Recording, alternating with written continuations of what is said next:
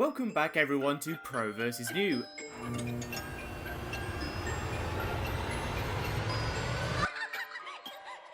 A series where I and one of my friends who is new to zombies play 49 zombie maps with one bonus map at the end. And in today's episode we are going to be playing Buried, which is one of the easier maps in Call of Duty Zombies history. But with all of the wacky mechanics Buried has, I do wonder if it will help or just confuse the new player. We will just have to wait and see. So with all that being said, let's get right into it. So starting off with myself, as usual, where I waste no time in dropping down, grabbing my quick revive and placing my first chalk to get those extra 1000 points. Where I then do what every Buried player normally does, which is to go and open up Leroy, get his booze, and then open up by breaking a few more barricades around the map. And after opening up, I get to do my usual early game Buried setup, which includes placing 2 more chalk guns on the wall for an extra 2000 points, to then try and get 2 specific permaperks. The first one being PhD. To do this, we need to take a certain amount of fall damage, which I do by jumping off these stairs. You know it works because you get a massive explosion when done, and once I got it I go and turn on power, where I then get to doing the second permaperk, which is the extra sniper points permaperk, which you get by getting a headshot from a certain distance. You know this one worked as you would be getting loads more points. The reason why I want both of these is because they stack, so any kill I get with PhD while holding out a sniper will give me those extra points. Now with both of them, my early game setup for Buried is complete, so let's check in on how the new player is starting off. And in the usual new player fashion, he looks around to find the M14, which he does get. And even after all this time of playing, he still isn't a fan of the Olympia. And after grabbing the M14, he contemplates jumping down for a second before deciding to complete one round up top. And as soon as he finishes that round, he doesn't hesitate for a second and jumps down, where he then gets to see this beautiful blue glow of his favourite perk, Quick Revive, which he quickly grabs, and not yet knowing about the chalk guns, he gets to exploring, but instead of like 99% of the Buried players, he doesn't drop down first. No. He goes and takes a quick journey through the tunnels first. But you know he just bought Quick Revive, right? Well, I'm sad to say it doesn't last long, as he gets jumped by 2 zombies not soon after. And with Quick Revive gone, he gets to escape him by jumping down this time. And once again, I get quite surprised, as I'm used to just jumping down and getting Leroy out of his cage, but as he doesn't even know he exists yet, he stays to investigate this little room, where he then goes through the tunnels and comes face to face with one of the jumping parts of the tunnels, where honestly, I thought he was just going to fall down. But he actually made it, where he then finds a part for the Easter egg. Do you think he'll be able to complete the Easter egg? Nah, probs not. But either way, he gets stuck down in the saloon, so he has to get enough points to open up. And after opening up, he finally, after all of his shenanigans and detours, finally gets to the main area, where he even hits the box getting the hammer. And with this, it will probably last, right?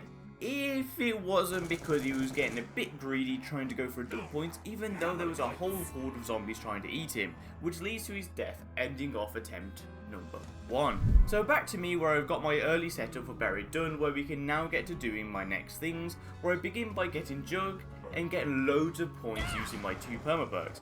As you can see, it's so easy to get points with them, where I now go and buy Mule Kick as my 3rd perk, and at this point all I want to do is lock the box. So off I go and grab some candy, go to the box, and while I was waiting for Leroy, I decided to get some extra points by continuing to break every single bone in my body by jumping off the stairs. And when he finally, after 20 years, came, because he's a slow motherfucker, I gave him the sweet, where he then locked the box. And now with the box locked, I start hitting it to get a few things. The Raygun Mark II, the Paralyzer, and one of the best tactical grenades in Zombies history, with some of the coolest mechanics you will ever see. The Time Bomb. And with the Time Bomb, we can now do what every country with a struggling economy does. Time to print some money. Yep, this glitch works by first placing down your Time Bomb, then using your Galvan Knuckles, where you put all of your money into it. Once done, you go back in time, where all your points will come back before shagging them, but the power up doesn't disappear. So you've got all your points back, and the points you put in, so when you pick them up, boom, double the points. And this is how, before mod or on console, you used to be able to fill up your bank very quickly. And now with more money than necessary, we go and grab Speed Cola, and I am now ready to go and tackle on those witches. But I'll do that after checking in on a few more attempts from our new player. So let's get right into attempt 2, and honestly, I have no words for this attempt, and I'm just going to let you guys watch it.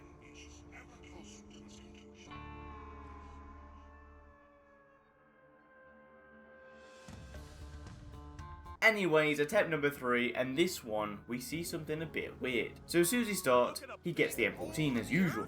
But when he drops down, he seems to forget to buy a quick revive, which was so weird to see, as I have yet to see the new player not get a quick revive after seeing it. But he keeps going and just a little while later jumps down, just barely missing and dying, where he then finds the question mark and starts to get the cogs in his brain working, but he leaves that for later when he then finds our friendly giant Leroy. And this is where I gave him the first hint, which was, you need to free that guy. That was all. So his idea was to break the glass and try and get in. And honestly, quite stupid, because any professional card player knows you can't break glass. Well, except for those fucking windows! Sorry about that, my blood just boils at the thought. And after finding a way, he gets close to the cell door where it tells him he needs something to open it. Now the new player doesn't know it's the green glowing key sadly, and with zombies approaching he has no time to think. But after he backs up, he gets the prompt to pick up the key, which he picks up.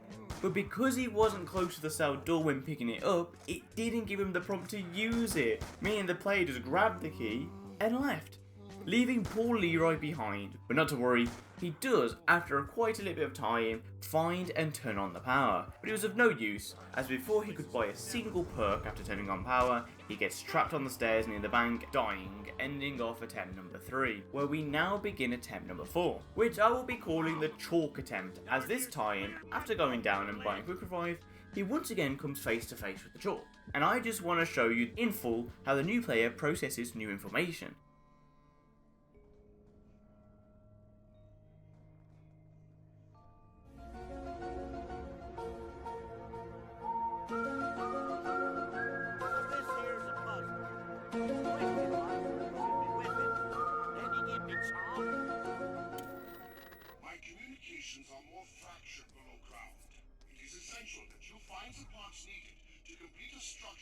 So there you have it, he figured out the chalk, which is absolutely impressive, and makes his way down after a few rounds, where he then finds himself, after some more investigation of the map, in a chalk room, chalk heaven per se, with so much more chalk, where he picks one up and places it at Leroy's cells and deciding to buy it. And the reason I call this the chalk attempt is because not only does he live for the chalk, but also dies for the chalk, ending off attempt number 4. And we can now go and see how I'm getting along with the witches.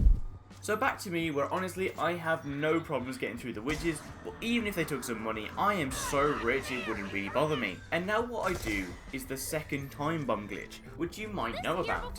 And that is, we throw the time bomb before killing the final witches, get them to drop the perk bottle, and then go back in time where we can get the perk bottle and kill the witches once again, and boom, 2 power-ups with only 1 visit to the witch's house. And once gotten, I make my way through the maze and go to Pack-a-Punch, where I then Pack-a-Punch all 3 of my weapons as I am so rich, and decide to stay here for a while before going back, because I waited for the witch's house to reset, as if you didn't know, if the lights aren't on in the mansion, that means the witches won't reward me the perk bottle when going through. And as we stayed in the Pack-a-Punch for a few rounds, it gave the witches enough time to recharge the free perk. So when I did get back, I killed the witches, giving me my final perk, Double Tap. And we can now get to the end game after the new player's 5th attempt. So this time he does the unusual and skips getting the M14 and goes straight for quick revive. This time he won't forget, where he then gets some points by doing the chalk, and then the unexpected happened. The mad lad actually was able to figure out how to open up Leroy and even get him to open up the barricade, where he then goes straight to the box. And no lie, sometimes I believe the RNG gods are on this man's side, as the first box here he did, guess what he got? The fucking paralyzer. I swear I can't make this shit up. With the paralyzer now in the new player's hands, he gets to figure out all of its abilities, discovering that you can use it to fly. And with that, his next goal is to open up Jug, so after picking up the booze, he sadly goes down, and in the process of him going down, he shoots Leroy, making him go back to his cell.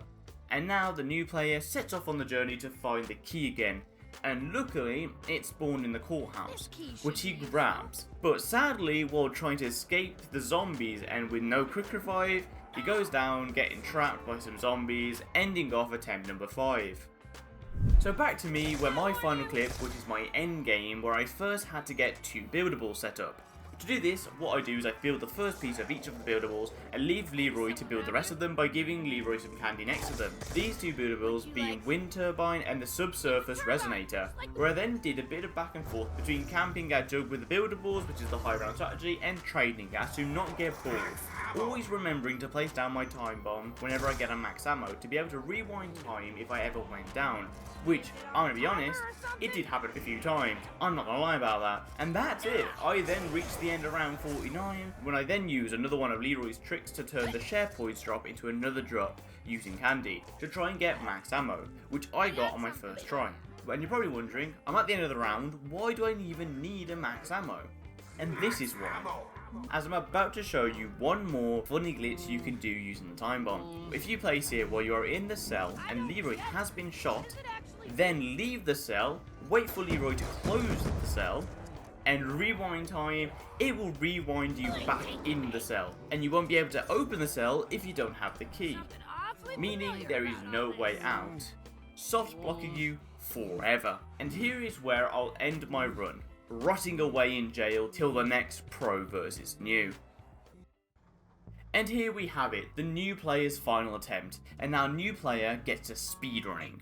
By going down, buying quick revive, drawing the Remington, going straight to Leroy, opening up, getting lucky with the boost bomb, being able to open up Jug, hitting the box and getting the Cat 40, where he then turns on power, gets enough points to get Jug. I know, the new player's on a roll, it feels like nothing can stop him, so what did him in? Because we all know he died at some point, and that was him meeting with these fuckers.